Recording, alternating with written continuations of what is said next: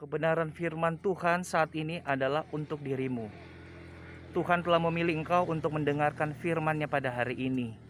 Dalam kitab Roma, pasal yang ke-8 ayat 13 dan ayat yang ke-14 dikatakan bahwa kalau kita mengikuti akan kedagingan kita, akan perbuatan daging kita, maka kita akan mati. Tetapi oleh Roh Kudus, jika kita mengikutinya, Alkitab berkata kita akan mematikan perbuatan-perbuatan daging. Dan kita tahu bahwa perbuatan-perbuatan daging mengarahkan kita kepada hidup di dalam dosa. Dan kita tahu dosa membuat kita terpisah dengan Tuhan dan merusak segala hal.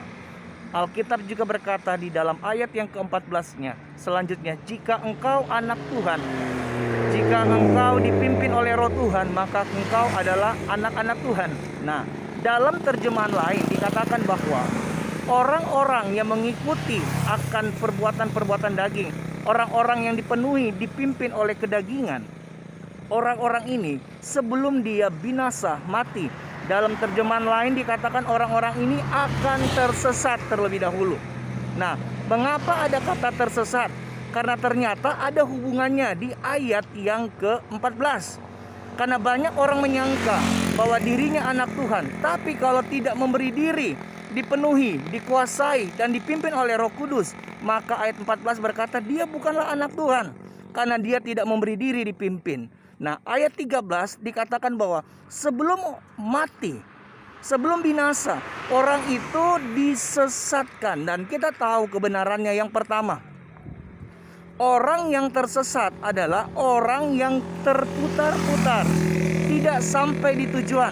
Dia menghabiskan banyak waktu, usia, dia menghabiskan banyak tenaga, menghabiskan banyak mungkin uang, dan menghabiskan banyak hal, namun tidak sampai kepada hal yang telah ditetapkan bagi dia. Demikian orang-orang yang tersesat juga, dia tidak sampai kepada tujuan yang Tuhan inginkan.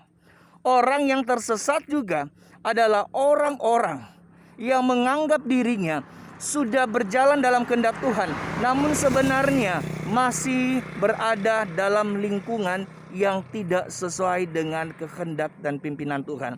Oleh sebab itu Tuhan memilih kebenaran ini atas hidupmu, bahwa berhentilah untuk memberi dirimu dipimpin oleh egomu, oleh apa yang kau pikir benar, apa yang kau pikir baik, apa yang kau pikir bahwa ini jalan yang terbaik. Berhentilah, izinkan Roh Kudus yang memenuhi, memimpin hidupmu.